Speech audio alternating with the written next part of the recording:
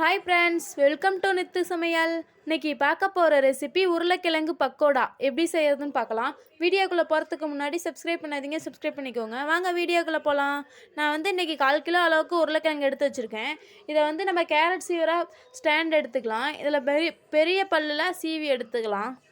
எல்லா உருளைக்கிழங்கையும் இது மாதிரி சீவி எடுத்துக்கோங்க. பெரிய பல்லில் இது மாதிரி சீவி எடுத்துக்கோங்க. இப்போ இதை தண்ணியில் போட்டு 2 தடவை கழுவி எடுத்துக்கலாம். இது மாதிரி நல்லா வாஷ் பண்ணி எடுத்துக்கோங்க சுத்தமாக.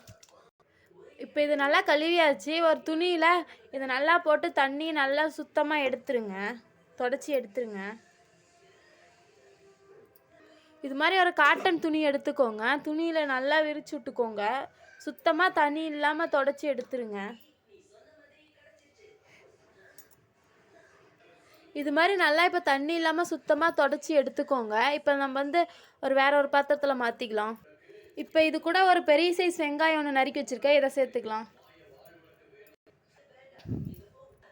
இதுலேயே நான் ஒரு கொத்து கருவேப்பிலை, ஒரு கொத்து கொத்தமல்லி, 2 பச்சை மிளகாய் அரிஞ்சு வச்சுருக்கேன், இதையும் சேர்த்துக்கலாம்.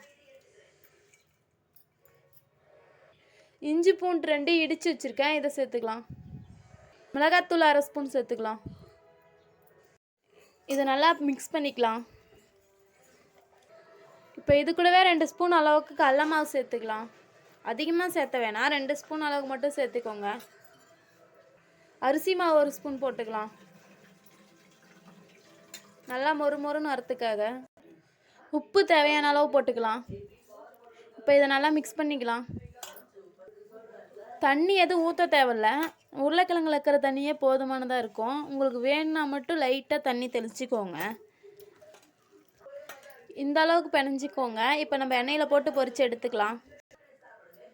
இது மாதிரி கொஞ்சம் கொஞ்சமாக போட்டுக்கோங்க.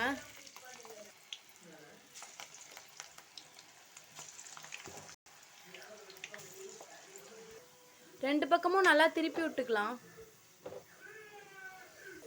2 பக்கமும் நல்லா வெந்துருச்சு. இப்போ வெளியே எடுத்துக்கலாம். உருளைக்கிழங்கு பக்கோடா ரெடி ஆயிடுச்சு. இது மாதிரி வீட்டில் செஞ்சு பாருங்கள். செஞ்சு பார்த்துட்டு எப்படி இருக்குன்னு கமெண்ட் பண்ணுங்கள், லைக் பண்ணுங்கள், ஷேர் பண்ணுங்கள். தேங்க்யூ.